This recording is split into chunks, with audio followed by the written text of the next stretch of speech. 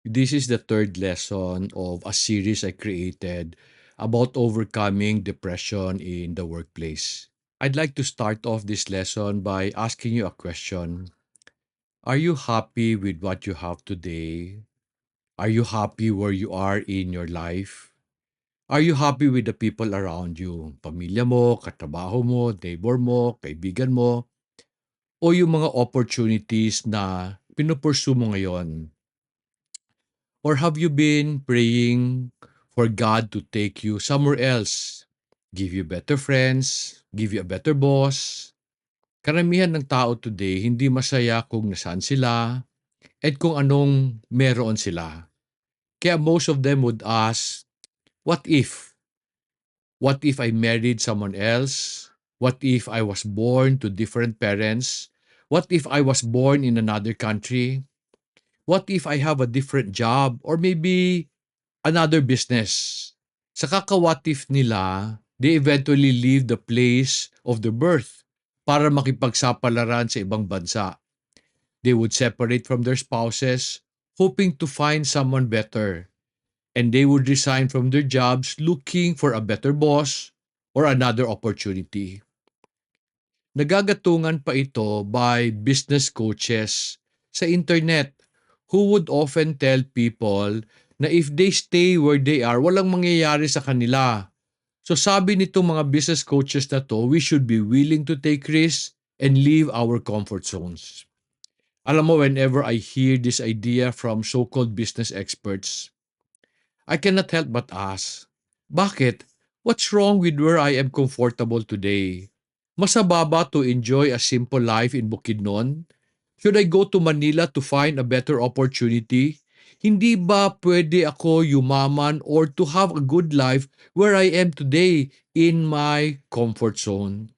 Kasi naniniwala ako, even if I am in my comfort zone, if I continue to just be better and grow my business today, can't I not live a good life kung nasaan ako today?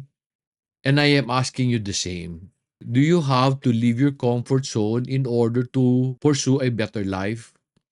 Bakit parating feeling na lang ng tao that there is something better elsewhere? Why can't they see the beauty and the good in what they have already and where they are? So marami ang iniwan ang lugar na kinalakihan nila, yung iba iniwan ang asawa nila. While most young adults today hop from one job to another, they are looking for this perfect partner and perfect opportunity. Pero may tanong ako, meron ba nun? Is there such thing as a perfect partner and perfect opportunity? Alam mo, one day I was in YouTube looking at different stories and I stumbled on the story of a Filipino living in Canada who was an Uber driver and he was being interviewed. Sabi niya he grew up in Mindoro and 20 years ago daw he graduated from medicine to become a doctor. Pero feeling niya during the time walang yayaman na doktor sa probinsya. So he applied to be a medical doctor in a big shipping company. Naging seaman siya. Pero malungkot sa dagat. So he decided to move to Saudi Arabia to become a medical practitioner. Hindi na doktor, pero just a practitioner. Pero it was good because the pay was high. Pero after a while, he realized na ultimately matatapos ang kontrata niya sa Saudi. And ayaw niyang bumalik sa Pilipinas kasi wala raw stability dito. So naghanap siya ng isang lugar where he can settle down and raise his family. So he and his new wife decided to migrate sa Canada. Pero since he cannot practice medicine doon kasi yung lisensya niya sa Pilipinas hindi tinatanggap sa Canada, nag-Uber driver siya. Sabi niya, okay naman daw, pero kailangan talaga niyang kumayod. Kung hindi daw siya sumugal, hindi niya makakamit ang buhay na pangarap niya sa Canada. Nung pinapanood ko yung storya niya, nalulungkot ako. Kasi hindi niya nakita ang potensyal ng pagiging doktor sa Mindoro. Alam mo ba that if he stayed in Mindoro, he may have become the go-to doctor doon ngayon? Kasi after 20 years, Mindoro has progressed a lot. And karamihan ng mga tao sa Maynila and mga foreigners would migrate to the province to find a simpler, better life. Often lang ang mga tao hindi makapag-antay. Gusto nila ng mas mabilis na progress. While he may be in a progressive country, Canada, being an Uber driver is definitely a regression on his career. Para sa akin, ang problema ng marami today that causes their depression is that they do not see the good in their situation. Often, we only see the bad. Friends, if God is all powerful and in control, does He have the power to give you the perfect opportunity? Of course, di ba? Pero ang tanong, kung kaya niya tayo bigyan ng perfect opportunity, bakit niya tayo linalagay sa imperfect situation? Let me explain what I mean. When you married your spouse, what kind of life did you dream of? I am sure you dreamed of a blissful future. You would imagine a sweet and loving home. Ganyan ba kayo ngayon? Kung happy ka today, huwag kang mag-alala. Gugulo din yan and mag-aaway din kayo. Now, I don't want to discourage you, but I want you to know that walang perfect marriage and darating din yung panahon na you will ask, what if? You will start to doubt your situation. Sabi ko kanina, ang problema ng maraming tao, hindi natin makita yung beauty ng sitwasyon natin. Pag dumating tong what if question, what should we do to appreciate what we have already? Sabi ng Philippians chapter 4 verse 8 and 9, finally brethren, whatever is true, whatever is honorable, whatever is right, whatever is pure, whatever is lovely, whatever is of good repute, if there is any excellence, and if anything worthy of praise, dwell on these things. The things that you have learned and received and heard and seen in me, practice these things, and the God of peace will be with you. When you finally ask the what if question in your marriage, you need to remember the good qualities of the person you married. Of course, you'd ask, no, what if I married someone else? Pero may tanong din ako sa'yo. Supposing you married someone better, hindi ba darating yung panahon na magkakaroon din kayo ng problema? Will you ask the what if question again? Friends, instead of dwelling on what is wrong with your spouse, with your boss, and with your situation, you should train yourself to look for the good in all of them. In one of my blog, I said na walang kulang na sweldo. Alam mo, ang daming nagalit sa akin kasi naniniwala sila na kaya malit ang sweldo nila, unfair yung employer nila. Dinadagdagan daw yung trabaho nila pero hindi ang sweldo. So I explain na kaya dinadagdagan ang trabaho mo kasi kailangan makita ng boss kung kaya mo gawin yung trabaho bago niya taasan yung sweldo mo. Sabi ko sa kanila, ang sweldo bayad sa nagagawa mo, hindi sa posibleng magagawa mo. Pero karamihan nagrereklamo, dapat daw pag dinamihan ng trabaho, taasan kaagad ang sweldo. They only saw the bad in the situation, not the opportunity to learn and earn more in the future. Pag tinanggap mo yung dagdag na trabaho and pag ginawa mo ng tama consistently, the boss will have to pay you higher. Kasi kaya kanya dinagdagan, naghahanap lang siya ng magaling na tao and ikaw yung pinili niya. Friends, why does God put us in difficult situations and give us imperfect bosses and partners? I'd like you to consider what Psalm 119 verse 71 says. Sabi ng psalmist, it is good for me that I was afflicted, that I may learn your statutes. Grabe 'no, yung nagsulat nito parang labo naman ito. It is good for him daw to be afflicted. Ikaw ba, do you want to be afflicted? Do you want to go through sufferings and difficulties? I'm sure ayaw mo. Pero do you know that God will let you go through afflictions kasi love ka niya and He wants you to be a better person? He will not give you the opportunity or partner you want. Because He loves you, He will give you the opportunity and partner you need. Yung bang opportunity and partner who will expose your weakness and who will help you to correct them and be a better person.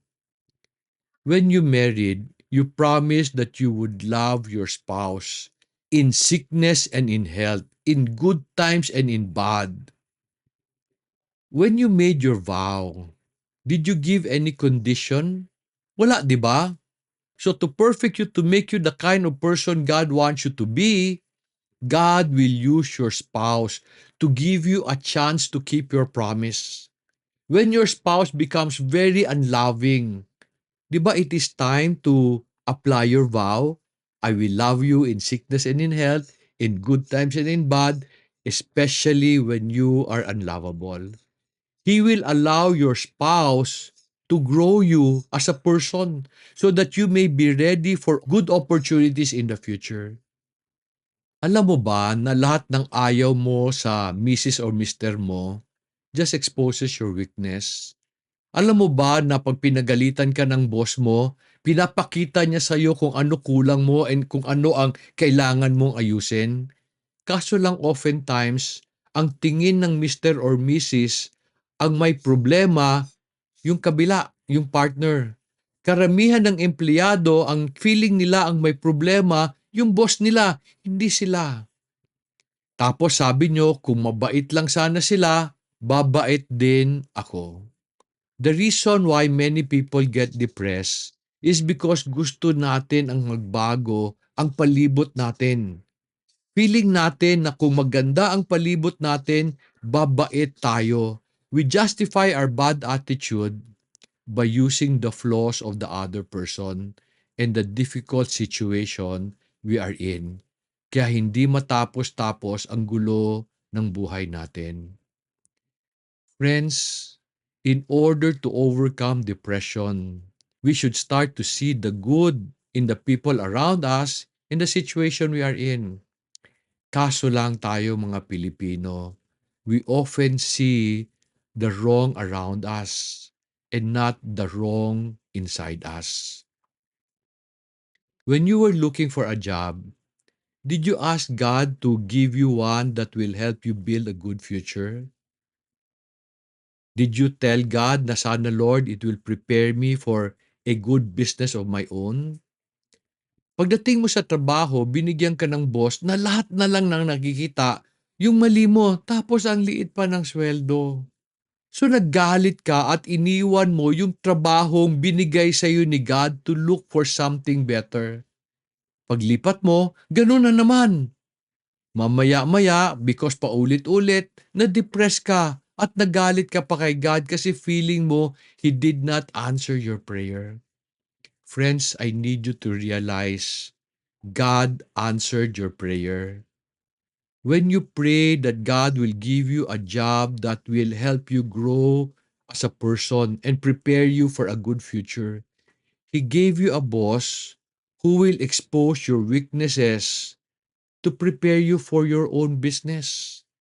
He gave you a small salary to teach you how to make do with little kasi pag nagnegosyo ka na, wala kang sweldo in the first few years. Ang naunang kumuha ng sweldo, empleyado mo. You will have to find ways to make the most of what you have. The reason people get depressed is because they only see the negative in their situation, not the good. We often dwell kung ano ang kulang, hindi kung ano ang meron na. Gusto natin pag binigyan tayo ni God ng opportunity, yung kompleto, kasi ayaw natin na tayo ang nagdadagdag. Gusto natin yumaman, pero ayaw natin maghirap at magtrabaho. Do you know that if God gives you everything you want, it may become a curse to you. Supposing He gives you the perfect job and the perfect spouse, pero masama ugali mo, what do you think will happen? Will you become a better person? Of course not. Kung hindi mo baguhin ang masama mong ugali, sisirain mo lang yung perfect na regalo ni God sa'yo. Friends, we often pray for perfect opportunities and perfect relationships. Pero walang ganon. There is no such thing as perfect opportunity or perfect boss or perfect spouse. What you will find are opportunities and relationships with the potential to become perfect. The one who perfects the situation is not God, kung hindi ikaw. But before you can do this, before you can perfect the situation you are in, you need to see the good in what God has already given you. Wag lang yung kulang, wag lang yung masama. Friends, God loves you and He wants you to have a good future. Kaya andyan ka ngayon kasi ginagamit niya yung sitwasyon and lahat ng tao palibot mo to prepare you as a person. Kasi I would often say, ang success ng negosyo wala sa negosyo kung hindi sa nagnenegosyo. Ang success ng isang marriage is hindi asawa mo kung hindi ikaw. Ikaw ang pinakaimportanteng elemento sa success mo in the future. God has placed you where you are because that is the best place for you to grow as a person. Sana natulungan ka ng lesson na to. Sana you will always see the good in your situation, not just the bad. When you start to do this, you are now a step closer to a depress-free life and a fruitful future. Kung natulungan ka ng lesson na to, can you share this to those na kailangan din maintindihan ito? Kaibigan, kamag-anak, kapamilya. Sana you would help me help them also. Maraming salamat and may God bless you.